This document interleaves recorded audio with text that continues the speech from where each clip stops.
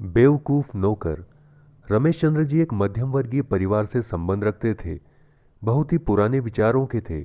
रुपए पैसे से ज़्यादा व्यक्ति के गुणों को महत्व देते थे।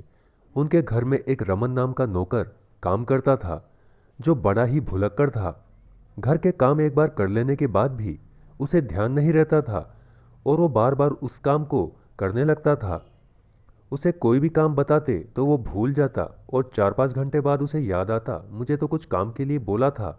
सारे घर के लोग उसके इस रवैये से बहुत ही परेशान थे।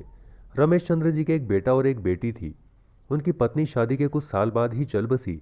इस कारण से रमेश चंद्र जी को एक नौकर की आवश्यकता आन पड़ी। जब उन्होंने अपने परिचितों से नौकर के लिए पूछा तो उन्होंने रमन का नाम सुझाया। रमेश चंद्र जी भी रमन के पिता को बहुत ही अच्छे से जानते थे। वो बहुत ही उदार स्वभाव के व्यक्ति थे। हैसियत में तो बहुत छोटे थे, लेकिन इंसान बहुत ही अच्छे थे और रमेश चंद्र जी तो अच्छे इंसानों के कायल थे। रमन के पिता अक्सर गांव में ही रहते थे। उनके पास थोड़ी बहुत जमीन थी। वो उसी से अपने परिवार का भरण पोषण करते थे। रमन उनका इकलौता बेटा था। रमेश चंद्र जी ने अपनी पत्नी के देहांत के बाद से ही रमन को अपने घर पर काम करने के लिए लगा रखा था। उसका स्वभाव जरूर भुलक्कड़ था, लेकिन वो बहुत ही नेक इंसान था। इस वजह से उन्होंने रमन को काम पर रख लिया था। एक दिन की बात है, रमेश चंद्र जी किसी आवश्यक काम के लिए दिल्ली गए हुए थे। घर पर उनके बेटे बहू ही अकेले थे और उनका नौकर रमन था। उनके बेटे बहू दोनों सोफे पर बैठे बैठे टीवी देख रहे थे।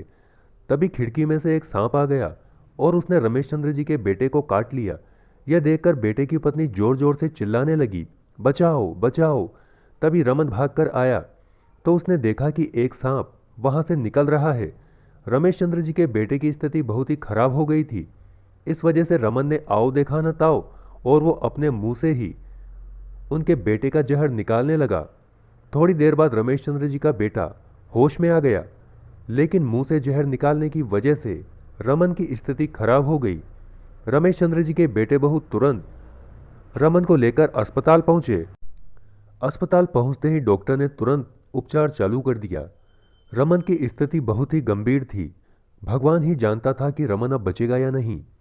यह देखकर रमेश चंद्र जी के बेटे बहू बहुत दुखी थे कि हम इसे कितना गलत समझते थे और इसके स्वभाव की वजह से इसे भला बुरा कहते थे, लेकिन आज इसकी वजह से ही हमारा परिवार सुरक्षित है, अन्यथा जाने क्या हो जाता। रमेश चंद्र जी के बेटे ने डॉक्टर से साफ कह दिया, डॉक्टर साहब, पैसों की चिंता मत कीजिए आप, जितने भी पैसे लगें, लेकिन रमन को कुछ नहीं होना चाहिए।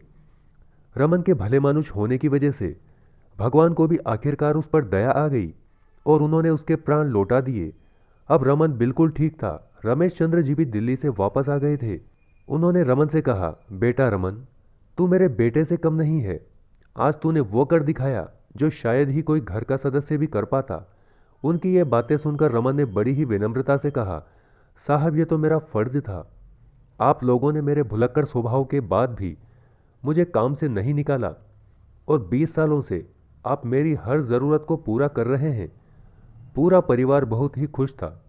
दोस्तों, इस कहानी से हमें यह सीख मिलती है कि हम घर में जब किसी को भी नौकर लगाते हैं तो हमें उन्हें पूरा सम्मान देना चाहिए, क्योंकि वो पूरी ईमानदारी से हमारे घर की सेवा करते हैं।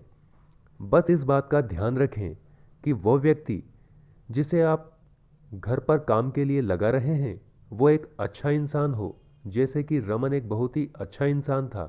दोस्तों, आपको हमारी कहानी कैसी लगी कमेंट करके हमें ज़रूर बताएं। चैनल को लाइक शेयर सब्सक्राइब करना ना भूलें।